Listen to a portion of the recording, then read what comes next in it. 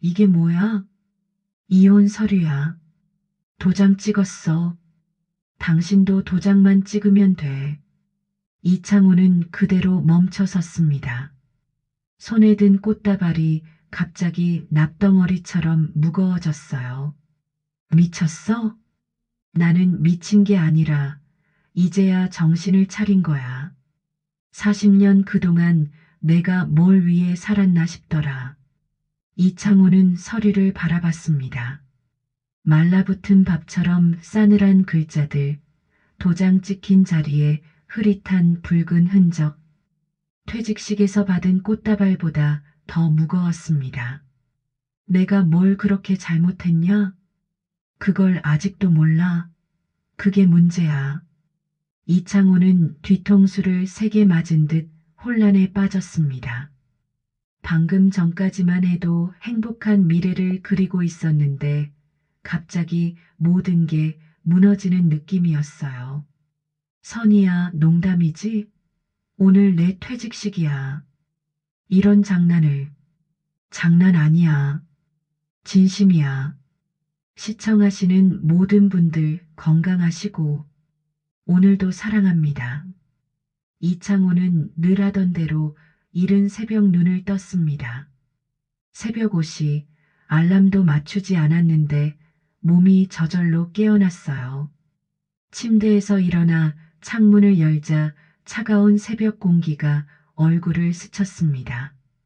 아직 어둠이 남아있는 하늘을 바라보며 이창호는 생각했어요.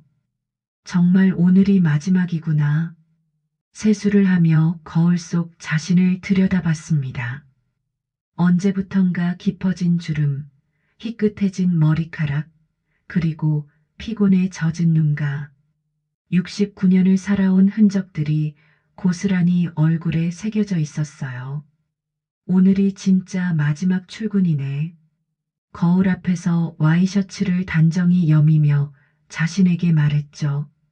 평소보다 더 신경 써서 옷을 입었습니다. 퇴직식이니까 말끔하게 차려입어야 한다는 생각이었어요. 거실로 나가니 아내 유선이는 이미 일어나 있었습니다. 식탁 위에 조용히 국과 밥을 올려놓고는 말없이 앉아 있었어요. 평소와 다를 바 없는 모습이었지만 뭔가 다른 기운이 감돌았습니다. 일찍 일어났네. 당신이 일찍 일어나니까 나도 잠이 깼어. 대화는 거기서 끝났습니다. 40년을 함께 살아온 부부의 아침 대화치고는 너무 짧고 건조했어요. 같이 가자. 퇴직식인데. 난 됐어. 당신 친구들이나 실컷 축하해 주겠지. 선희의 목소리엔 찬기가 돌았습니다. 이창호는 이상하다 생각했지만 오늘은 특별한 날이니까 뭔가 감정이 복잡할 거라고 넘겨짚었죠. 사실 선희가 회사 행사에 함께 간 적은 거의 없었습니다. 신년회든 송년회든 늘 난 그런 자리 어색해라며 빠졌거든요. 그런데 오늘만큼은 함께 가주었으면 하는 마음이 있었어요. 그래도 40년 동안 고생한 남편 퇴직식인데 고생은 나도 했어. 짧은 대답이었지만 그 안에는 무언가 서운함이 담겨 있었습니다. 이창호는 더 이상 말하지 않았어요. 괜히 아침부터 기분 상하게 하고 싶지 않았거든요. 아침밥을 먹으며 이창호는 계속 선희를 바라봤습니다. 언제부터인가 함께 밥을 먹으면서도 대화가 없어졌어요. 각자 자신의 생각에 잠겨서 마치 혼자 먹는 것처럼 조용했죠. 퇴직하면 좀 나아지겠지. 시간도 많아지고 가치 있는 시간도 늘어나고 그런 희망적인 생각을 하며 집을 나섰습니다. 그날 오후 회사는 간단한 송별식을 열었습니다. 회의실에 소박하게 차려진 상, 케이크와 음료수, 그리고 40년을 함께한 동료들의 얼굴들이 있었어요. 이창호 부장님, 정말 고생 많으셨습니다. 후배들은 박수를 치며 꽃다발을 건넸고 사장은 고맙다며 기념패를 전했습니다. 기념패에는 40년간 성실근무 이창호 부장이라고 새겨져 있었어요. 이창호는 목이 메어 이젠 가족과 더 많은 시간을 보내겠다고 말했죠. 부장님 덕분에 우리 공장이 여기까지 왔습니다. 아니에요. 다들 열심히 해줘서 가능했죠. 이제 진짜 편히 쉬세요. 부럽습니다. 동료들과 사진도 찍고 마지막 인사도 나눴습니다. 40년 동안 매일 보던 얼굴들을 이제 볼 수 없다는 게 실감 나지 않았어요. 사물함을 정리하며 이창호는 그동안 모아둔 것들을 들여다봤습니다. 안전화, 작업복, 헬멧, 그리고 오래된 가족사진 한 장. 사진 속에는 젊은 선이와 어린 아이들이 웃고 있었어요. 이때는 참 행복했는데 언제부터 가족과 멀어졌을까요? 언제부터 집이 단순히 잠만 자는 곳이 되었을까요? 창호 형, 부러워요. 이제 진짜 자유의 몸이네요. 그러게요. 아침마다 알람 안 맞춰도 되고, 퇴근 시간 안 재도 되고, 동료들의 축하 인사를 받으며 이창호는 가슴이 뭉클했습니다. 40년이라는 세월이 한순간에 마무리되는 것 같았어요. 하지만 동시에 설렘도 있었습니다. 이제 선희와 둘이서 여행도 다니고 그동안 미뤄뒀던 이야기들도 나누고 선희가 좋아할 거야. 이제 매일 집에 있을 수 있으니까 그런 생각을 하며 집으로 향했습니다. 하지만 집에 돌아온 순간 이창호에게 주어진 건 서류 봉투였습니다. 이게 뭐야? 이혼 서류야. 도장 찍었어. 당신도 도장만 찍으면 돼. 이창호는 그대로 멈춰 섰습니다. 손에 든 꽃다발이 갑자기 납덩어리처럼 무거워졌어요. 미쳤어? 나는 미친 게 아니라 이제야 정신을 차린 거야. 40년 그동안 내가 뭘 위해 살았나 싶더라. 이창호는 서류를 바라봤습니다. 말라붙은 밥처럼 싸늘한 글자들, 도장 찍힌 자리에 흐릿한 붉은 흔적, 퇴직식에서 받은 꽃다발보다 더 무거웠습니다. 내가 뭘 그렇게 잘못했냐? 그걸 아직도 몰라. 그게 문제야. 이창호는 뒤통수를 세게 맞은 듯 혼란에 빠졌습니다. 방금 전까지만 해도 행복한 미래를 그리고 있었는데 갑자기 모든 게 무너지는 느낌이었어요. 선이야, 농담이지? 오늘 내 퇴직식이야. 이런 장난을. 장난 아니야. 진심이야. 선희의 목소리는 단호했습니다. 40년을 함께 산 부부 사이에서 나올 수 있는 가장 차가운 톤이었죠. 그날 밤 아내는 남편 옆에 눕지 않았습니다.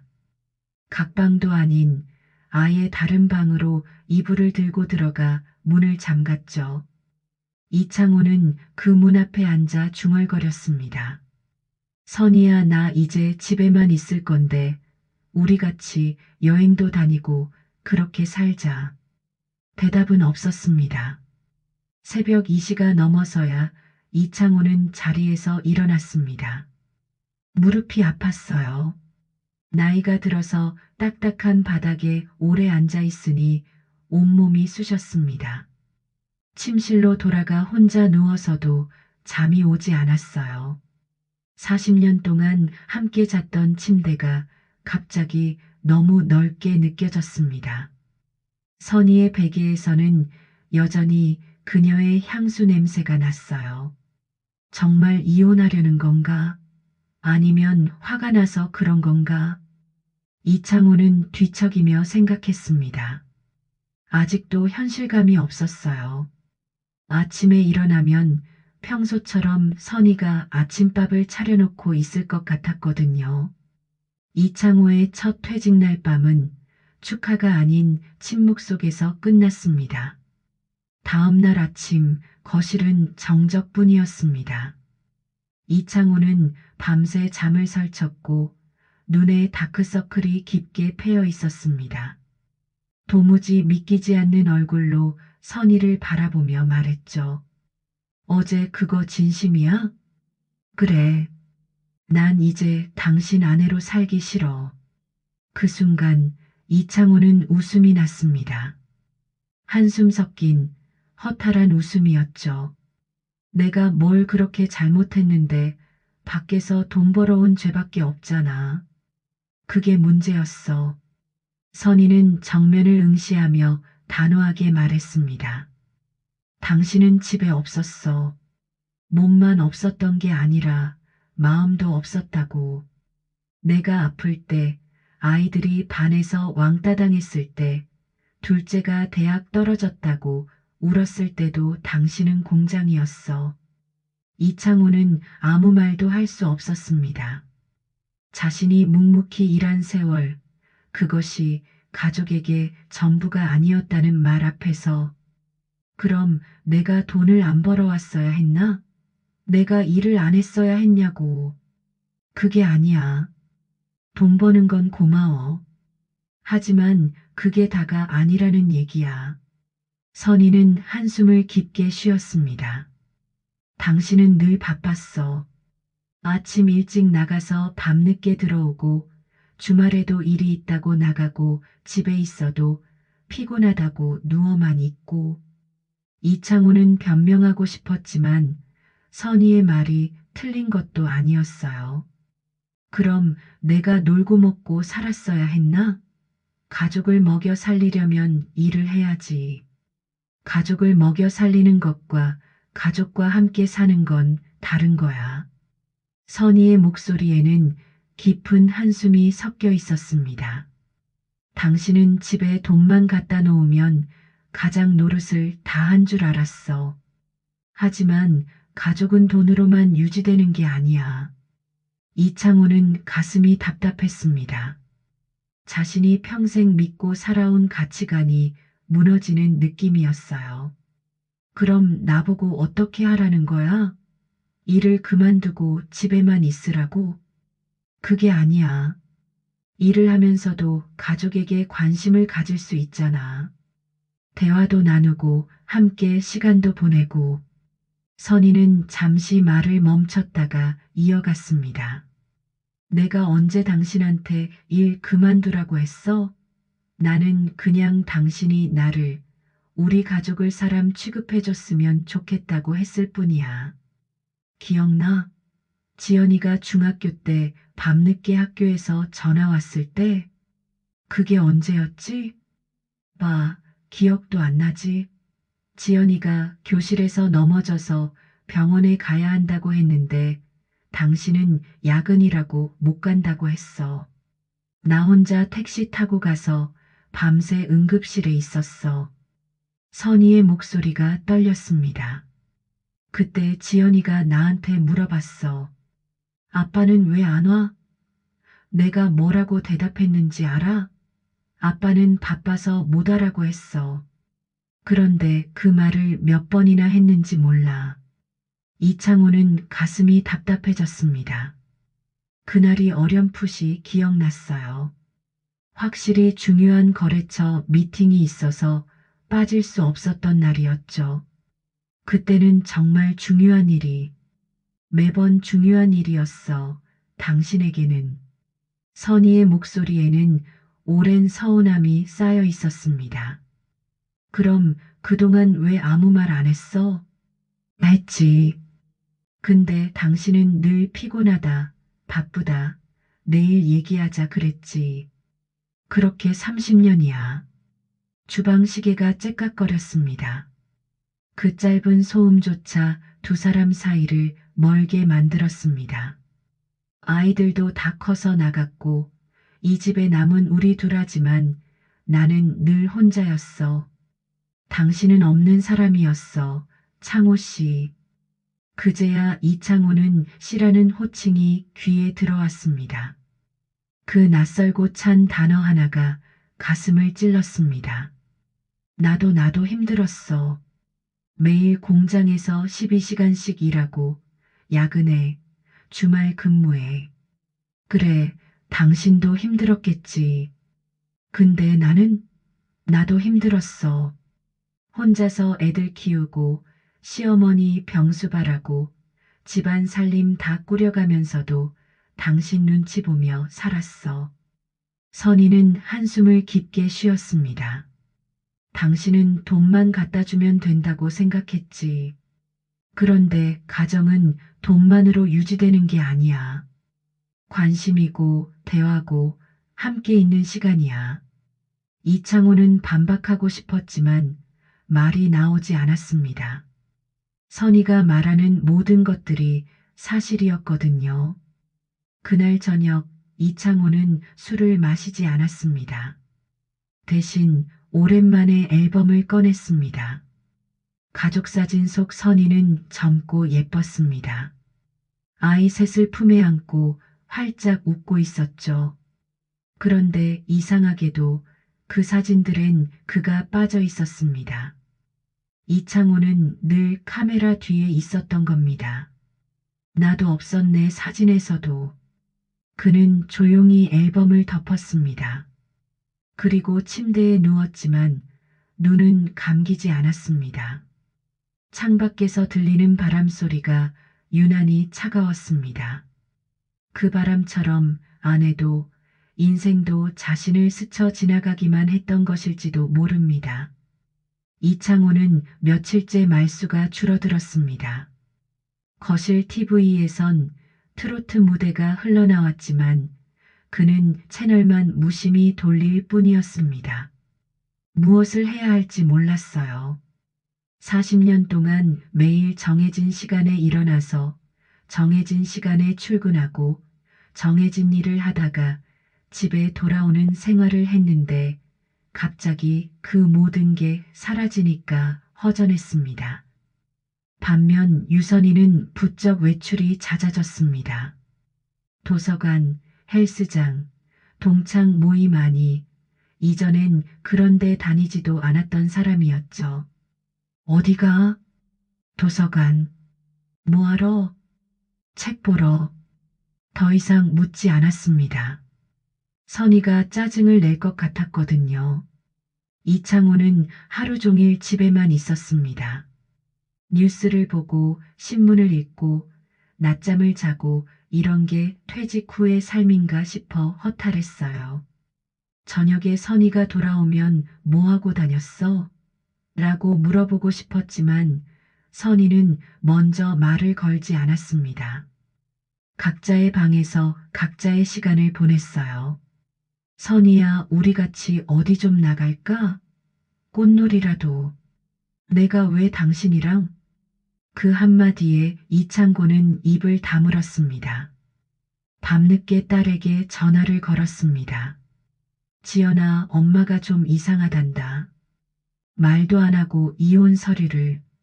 하지만 돌아오는 말은 의외였습니다. 아빠, 솔직히 우리 다 알고 있었어요. 엄마, 오래전부터 이혼 생각했어요. 뭐, 언제부터? 거의 10년 넘었어요. 이창호는 핸드폰을 쥔 손에 힘이 들어갔습니다. 모르는 건 자신뿐이었다는 걸 너무 늦게 알게 된 겁니다. 전화기 너머로 지연의 한숨이 들렸습니다. 아빠, 사실 우리 형제들이 몇 번 의논한 적 있어요. 엄마 아빠 사이가 너무 안 좋아 보여서요. 그게 언제부터였냐? 오래됐어요. 제가 고등학생 때부터도 느꼈으니까 거의 15년은 된 것 같아요. 이창호는 말문이 막혔습니다. 15년이라니 그렇게 오랜 시간 동안 가족들은 다 알고 있었는데 자신만 몰랐다는 거였어요. 그럼 너희들은 왜 아무 말 안 했냐? 말할 수 있었겠어요? 아빠한테 엄마랑 사이가 안 좋으니까 이혼하세요라고 할 수는 없잖아요. 지연은 조심스레 말을 이었습니다. 엄마 참았어요. 우리가 졸업할 때까지만이라도 참자고 아빠는 가족을 위해 산다지만 정작 아빠는 가족이 뭘 원하는지도 몰랐어요. 내가 언제 그랬냐? 엄마 생일 기억해요? 결혼 기념일은요? 이창호는 아무 대답도 하지 못했습니다. 정말로 기억이 나지 않았거든요. 작년 엄마 생일에도 아빠는 회식이라고 늦게 들어왔어요. 엄마 혼자 미역국 끓여서 촛불 켜고 앉아 있더라고요. 제가 연락해서 알았어요. 그때는 정말 피치 못할 일이. 매년 그런 핑계였어요, 아빠. 지연의 목소리가 단호해졌습니다. 엄마가 갱년기 때 얼마나 힘들어했는지 알아요? 밤마다 잠 못 자고 우울해하고 그때 아빠한테 말해도 나도 힘들다고만 하셨잖아요. 이창호는 말문이 막혔습니다. 우리도 처음엔 아빠 편이었어요. 아빠가 돈 벌어다 주시는 거 고마워했고요. 근데 엄마 혼자 모든 걸 감당하는 걸 보니까 아빠가 무책임하다는 생각이 들더라고요. 그날 밤 이창호는 수첩을 꺼내봤습니다. 퇴직 전까지 적어온 공장 생산일지, 인원관리표, 회의록이 가득했습니다. 하지만 그 안에 가족이라는 단어는 한 줄도 없었습니다. 페이지를 넘기며 보니 정말로 일 이야기만 가득했어요. 생산량, 회의 내용, 업무 스케줄 40년의 기록 중에 아내나 아이들에 대한 기록은 전혀 없었습니다. 정말 난 가족보다 일이 먼저였구나. 그때서야 깨달았어요. 자신이 얼마나 가족에게 무관심했는지를. 수첩 뒤편에서 오래된 메모 하나를 발견했습니다. 지연이 생일 마이너스 케이크 주문하기라고 적혀 있었는데 그 옆에 큰 X표가 그어져 있었어요. 회사 일로 바빠서 결국 못 갔던 기억이 났습니다. 그런 일이 한두 번이 아니었죠. 아이들 운동회, 학부모 상담, 가족 나들이 늘 바쁘다는 핑계로 빠졌었어요. 나는 정말 아버지였나? 남편이었나?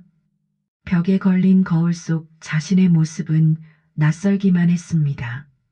누군가의 남편이자 아버지였던 사람이 아니라 그냥 일만 하다 늙은 남자 하나가 있을 뿐이었습니다. 다음 날 아침 선희가 나가려고 하자 이창호가 불렀습니다. 선희야, 우리 한번 진지하게 얘기해 보자. 뭘? 내가 뭘 어떻게 해야 되는지 모르겠어. 가르쳐 줘. 선희는 잠시 멈춰 섰습니다. 그리고 슬픈 미소를 지었어요. 이제 와서 뭘 가르쳐 달라는 거야? 40년을 그렇게 살았는데. 그래도 늦었어. 정말 늦었다고. 그 말과 함께 선희는 문을 닫고 나갔습니다. 이창호는 그 닫힌 문을 바라보며 처음으로 깨달았습니다. 시간은 되돌릴 수 없다는 걸. 며칠 후 유선이는 짐을 싸기 시작했습니다. 잠깐만, 어디 가려고? 당신이랑은 못 살겠으니까 나가야지. 선희는 옷장에서 옷들을 꺼내 여행 가방에 차곡차곡 넣고 있었습니다. 그 모습을 보니 이창호는 비로소 실감이 났어요. 정말로 이혼하려는 거구나.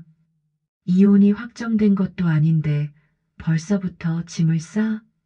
그럴 줄 알고 변호사도 알아봤어. 선희는 정말이지 철저했습니다. 이창호는 당황스러웠어요. 어떻게 이런 일을 혼자서 다 준비했을까? 변호사라니 언제? 지난주에. 지연이가 소개해줬어. 지연이가? 우리 딸이? 응. 아이들도 다 찬성이야. 그 말에 이창호는 더욱 충격을 받았습니다. 가족들이 모두 한편이 되어서 자신을 배제하고 있었다는 생각이 들었어요. 그럼 나는 아무것도 모르고 있었는데 당신이 관심이 없었으니까. 선희의 차가운 말에 이창호는 할 말을 잃었습니다. 우리 통장 그거 내가 모아둔 돈인데. 그 돈 말이야? 선희는 웃으며 장롱 깊숙한 곳에서 노란 파일을 꺼냈습니다. 거기엔 복잡하게 엮인 계좌 목록과 예금 내역이 적혀 있었습니다. 이건 내가 모은 돈이야. 당신 몰래 아주 오래전부터. 뭐라고? 이창호는 그 파일을 받아 들여다봤습니다. 선희 명의의 계좌가 무려 5개나 있었고 잔액을 보니 적지 않은 금액이었어요. 당신 월급으로 생활비 주면 그거 아껴서 조금씩 모았어. 혹시라도 혼자 살아야 할 날이 올까 봐서. 혼자 살아야 할 날이라니, 그럼 진작부터 이혼을 생각하고 있었다는 거야? 생각이라기보다는 준비였어. 만약의 경우를 대비한 거지. 선희의 말이 이창호의 가슴을 찔렀습니다. 그럼 우리 결혼 생활이 그렇게 불행했어? 불행하다기보다는 의미가 없었어. 당신은 돈만 벌어다 주고 나는 집안일만 하고 그게 부부 생활인가 싶었어. 그럼 내가 준 생활비로 모은 거라고? 생활비를 준 건 고마워. 근데 그 돈으로만 산 줄 알아? 나는 이 집 살림, 애들 옷, 학원, 장 보는 거 다 알아서 했어. 당신은 월급만 갖다 줬지. 그 돈이 어디로 가는진 관심 없었잖아. 이창호는 대꾸할 말을 잃었습니다. 정말로 생활비를 주고 나면 나머지는 선희에게 맡기기만 했었죠. 평소에 우리가 무엇 먹고 싶은지 물어본 적 있어? 애들 학용품 뭐가 필요한지 챙겨본 적 있어? 전기세, 가스비, 관리비가 얼마나 나오는지 알아? 연속된 질문에 이창호는 아무것도 대답하지 못했습니다. 그리고 나는 매일매일이 전쟁이었어. 한정된 돈으로 온 가족을 먹이고, 입히고, 가르치고 그런데 당신은 돈만 주면 끝이라고 생각했지. 선희가 쥐고 있는 계좌 목록은 마치 자립의 증거 같았습니다. 언제부터 모았어? 지연이 초등학교 들어갈 때부터. 그때 깨달았어. 내가 의존만 하고 살면 안 되겠다고. 왜 말 안 했어? 말해서 뭐해? 당신이 도와줄 것도 아니면서. 이창호는 처음으로 깨달았습니다. 선희는 단지 아내가 아니었습니다. 하나의 삶을 독립적으로 지켜온 여자였다는 걸. 선희야, 잠깐만. 이렇게 갑작스럽게 나가지 말고 우리 좀 더 얘기해 보자. 이창호는 급하게 말했습니다. 며칠만 더 시간을 줘. 내가 뭘 잘못했는지 정말 모르겠어. 좀 더 생각할 시간이 필요해. 선희는 잠시 짐 싸는 손을 멈췄습니다. 며칠 더 있어봤자 달라질 게 뭐가 있어? 그래도 40년을 함께 산 사이인데 이렇게 성급하게 결정할 일은 아니잖아. 결국 선희는 이창호의 간청에 못 이겨 며칠 더 머물기로 했습니다. 하지만 이미 싸놓은 짐은 그대로 두었어요. 다음 날 이창호는 장을 보고 마트 앞에서 카트를 정리하던 중 웬 남자와 웃으며 대화하는 선희를 보았죠. 그 남자는 키가 크고 단정한 모습이었습니다. 선희보다 조금 나이가 많아 보였어요. 그런데 놀라운 건 선희가 그 남자와 이야기할 때의 표정이었습니다. 집에서는 한 번도 본 적 없는 밝고 편안한 미소를 짓고 있었어요. 그 남자는 너무도 편안하게 선희의 어깨에 손을 얹고 있었습니다. 마치 오래된 연인처럼 자연스러웠어요. 이창호는 가슴이 철렁했습니다. 40년을 함께 산 아내가 다른 남자와 그렇게 자연스럽게 웃고 있는 모습이 충격적이었어요. 두 사람은 카페로 들어갔습니다. 이창호는 망설이다가 카페 창문 너머로 몰래 지켜봤어요.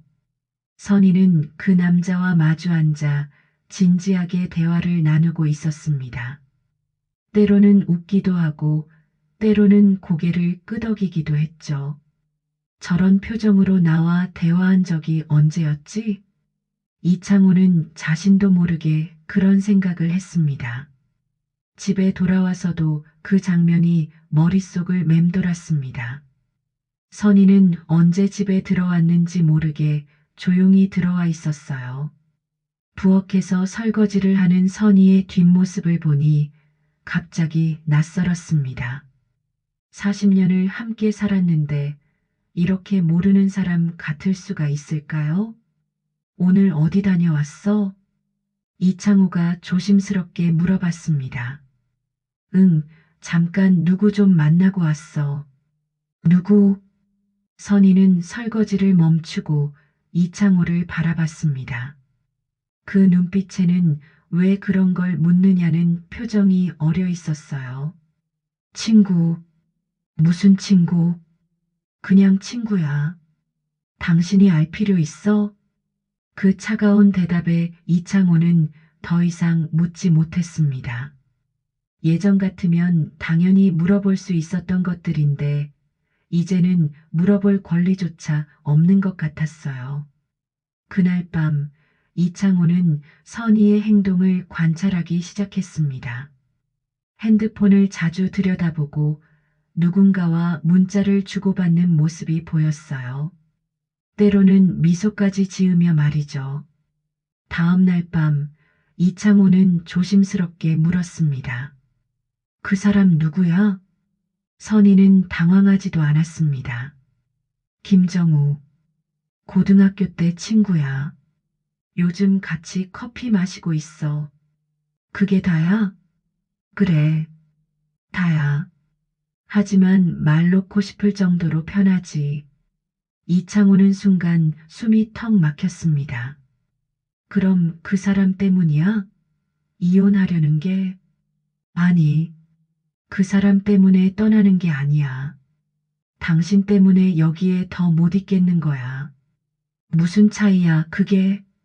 선희는 한숨을 쉬었습니다. 정우는 내 얘기를 들어줘. 내가 뭘 좋아하는지 물어보고 내 하루가 어땠는지 궁금해해. 그런데 당신은 40년을 같이 살면서 내가 무슨 꽃을 좋아하는지도 몰라. 그건 장미야. 난 장미를 제일 좋아해. 빨간 장미 말고 분홍 장미. 그런데 당신이 꽃을 사온 적이 한 번이라도 있어? 이창호는 말문이 막혔습니다. 정말로 한 번도 꽃을 사온 적이 없었거든요.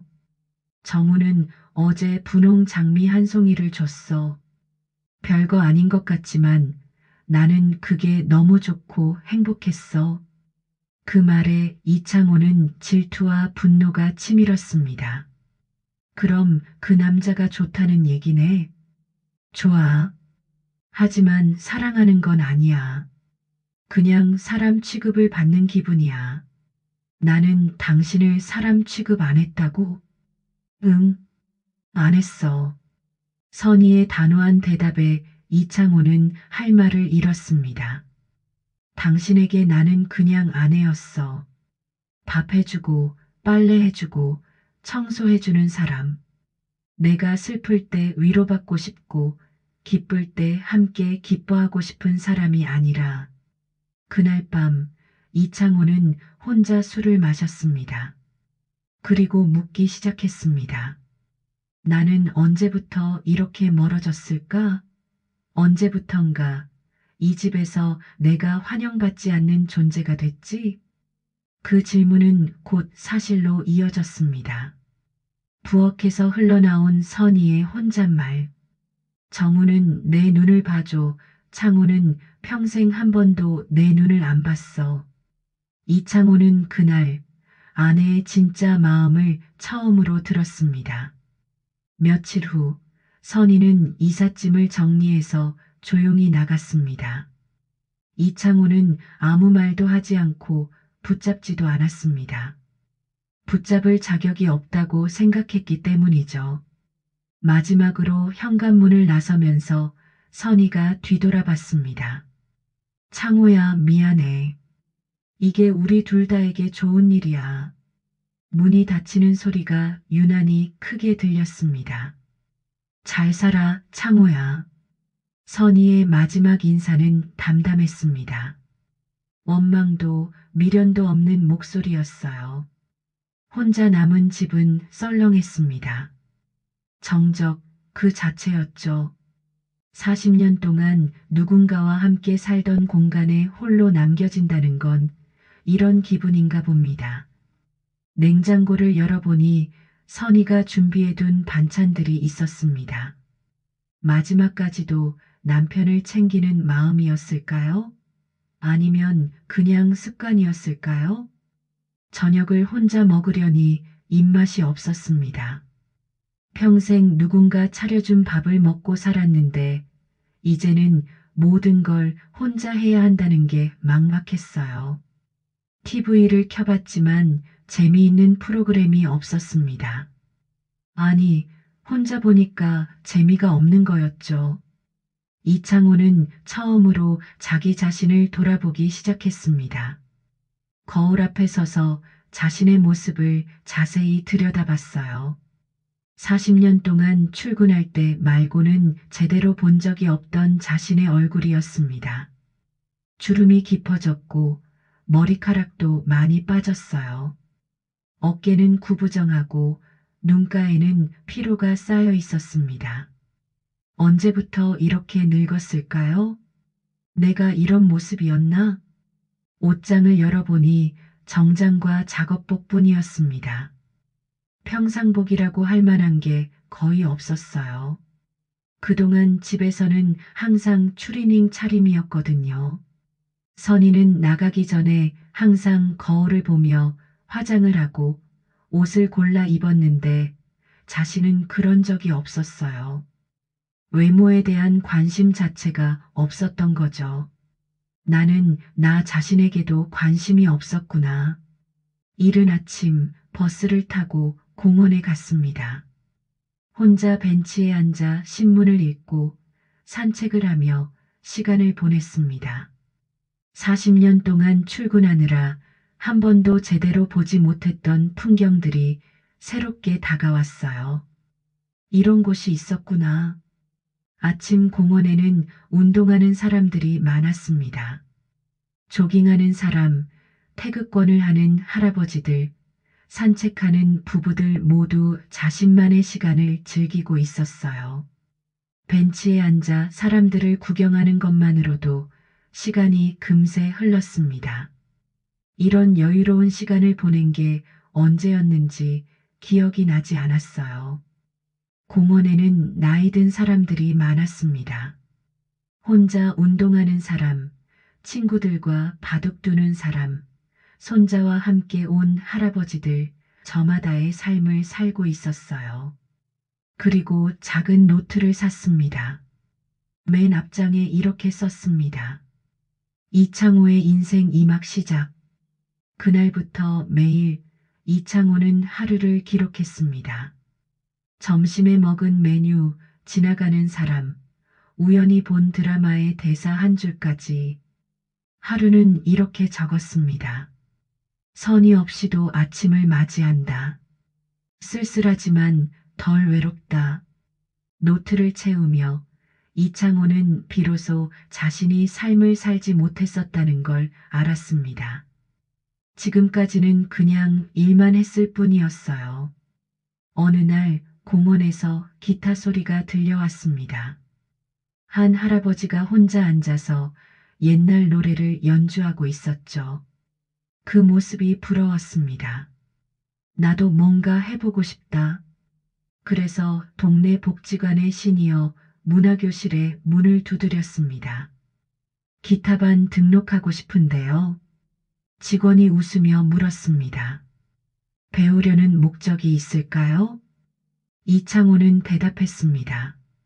늦었지만 지금이라도 내 노래를 한 번쯤 부르고 싶어서요. 첫 기타 수업 날 이창호는 서툰 손가락으로 줄을 튕겼습니다. 소리도 제대로 나지 않았지만 묘하게 기분이 좋았어요.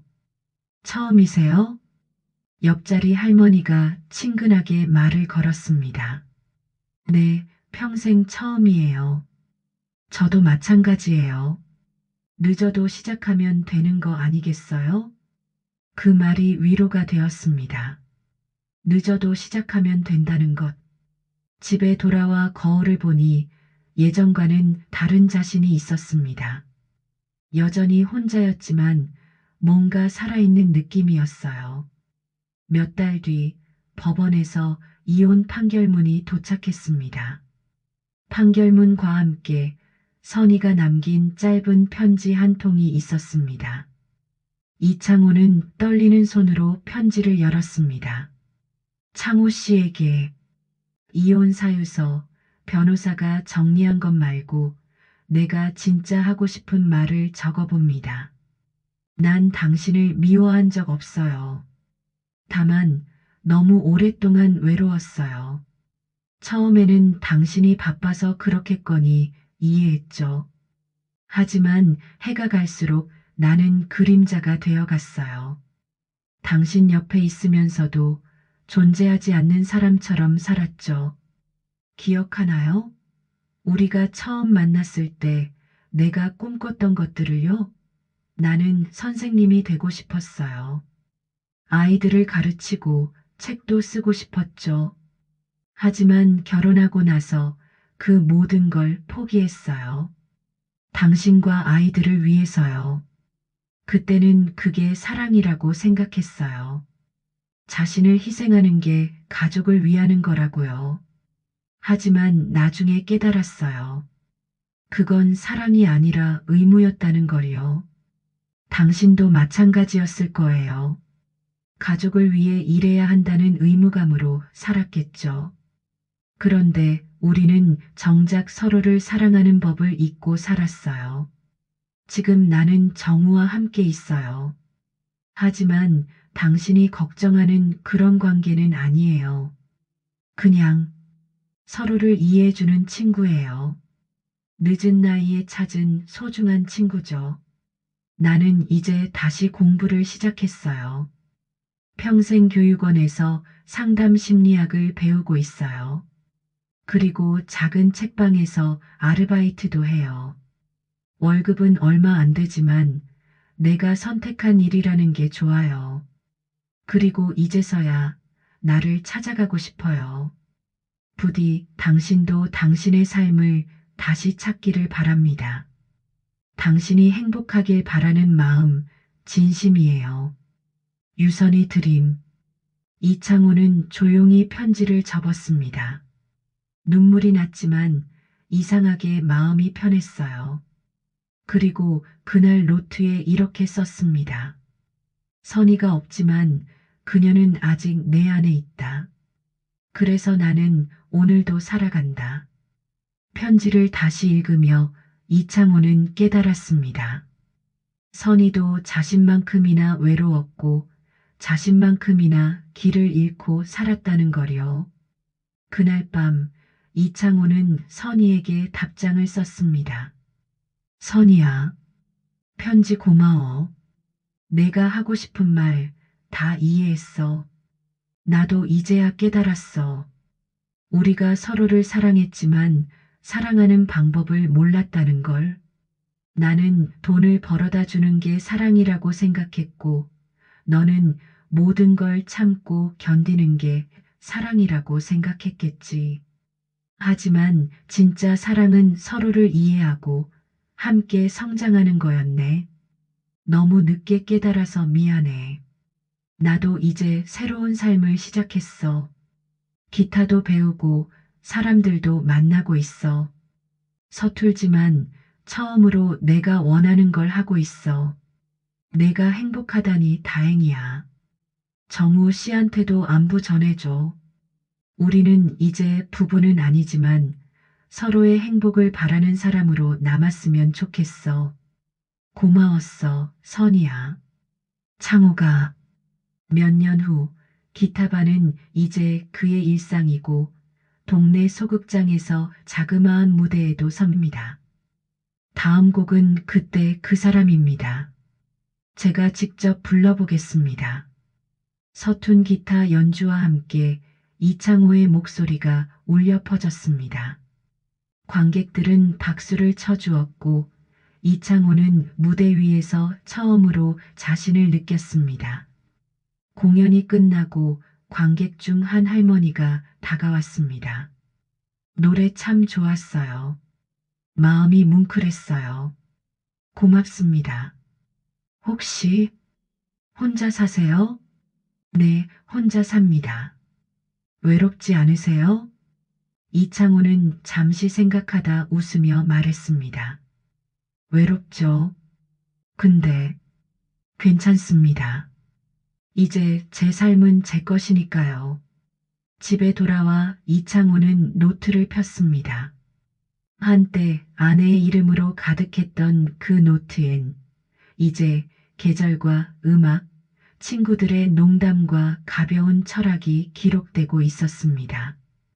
오늘은 이렇게 적었어요. 첫 무대를 성공적으로 마쳤다. 떨렸지만 뿌듯했다. 박선자 할머니라는 새로운 친구도 생겼다.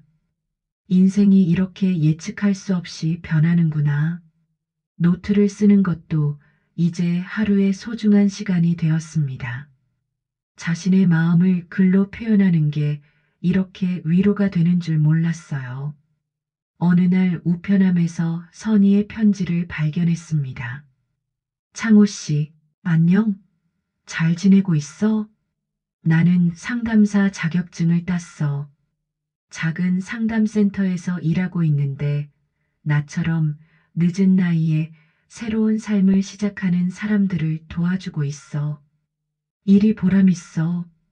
내 이야기를 들려주면서 위로를 받는 사람들을 보면 내가 겪은 일들이 헛되지 않았다는 생각이 들어. 어제 신문에서 당신 기사를 봤어. 시니어 문화교실 우수 수료생으로 나왔더라. 기타 실력이 많이 늘었나 봐. 자랑스러웠어. 사진을 보니 얼굴이 많이 밝아진 것 같더라. 예전에는 항상 피곤해 보였는데 이제는 생기가 넘치는 모습이야. 우리 딸 지연이가 말하더라. 아빠가 요즘 많이 밝아지셨다고. 친구들도 생기고 취미도 생기고. 다행이야. 사실 이혼할 때 많이 걱정했어. 당신이 혼자서 잘 살 수 있을까 해서. 하지만 괜한 걱정이었네. 우리는 40년을 함께 살았지만 정작 서로를 몰랐어. 하지만 이제는 조금 알 것 같아. 당신도 나도 각자의 방식으로 행복을 찾아가고 있다는 걸. 가끔 생각해. 만약 젊었을 때로 다시 돌아가서 만난다면 어떨까? 그때는 서로를 더 잘 이해할 수 있을까? 하지만 지금도 늦지 않았다고 생각해. 우리 각자의 인생 2막이 시작된 거니까. 건강하게 지내고 기타 연주 더 멋있게 해봐. 당신이 잘 지낸다는 소식 들으니 안심된다고. 선희가. 이창호는 편지를 읽고 미소 지었습니다. 선희가 자신을 걱정해주는 마음이 느껴져서 따뜻했어요. 답장을 쓰기 시작했습니다. 선희야, 편지 잘 받았어. 상담사가 되었다니 축하해. 내가 누군가에게 도움이 되는 일을 한다니 뿌듯하다. 나도 요즘 새로운 일을 시작했어. 지역 문화센터에서 시니어 라이프 코칭 강사를 하고 있어. 나 같은 처지의 사람들에게 조금이나마 도움이 되고 싶어서. 처음엔 내가 남을 가르칠 수 있을까 걱정했는데 의외로 호응이 좋아. 내 실패 경험이 누군가에게는 교훈이 되는구나 싶더라. 기타 실력도 많이 늘었어. 이제 동네에서는 꽤 유명한 기타 할아버지가 됐다니까. 내가 행복하게 지낸다니 나도 마음이 편해. 우리 각자의 길을 잘 걸어가고 있는 것 같아. 창호가, 나는 평생을 일만 하며 살았다. 그리고 이제 혼자서도 잘 산다. 선이 없는 삶이 외롭지만 그 외로움마저도 내 것이다. 아침에 일어나 커피를 내리고 공원을 산책하고 기타를 연주하고 친구들과 수다를 떠는 이 모든 것들이 소중하다. 그 어떤 것보다 나다운 삶. 늦었지만 나에겐 지금이 인생의 봄이다. 선이야, 고마웠어. 너와의 40년이 있었기에 지금의 나도 있을 수 있어. 우리는 서로에게 좋은 사람이었어. 다만 좋은 부부가 아니었을 뿐이지. 이제 우리 각자의 길을 걸어가자. 서로의 행복을 응원하면서. 그날 밤 이창호는 기타를 들고 베란다에 나갔습니다. 별이 총총한 하늘 아래서 조용히 연주했어요. 그때 그 사람이라는 노래가 밤 공기를 타고 흘러갔습니다. 혼자였지만 외롭지 않았습니다. 이제야 진짜 자신의 삶으로 살아가고 있으니까요. 이 상황에 대한 여러분의 생각, 댓글로 꼭 남겨주세요. 여러분 한 분 한 분의 이야기가 다음 이야기의 씨앗이 됩니다. 마음에 드셨다면 좋아요로 다음 이야기 응원해주세요.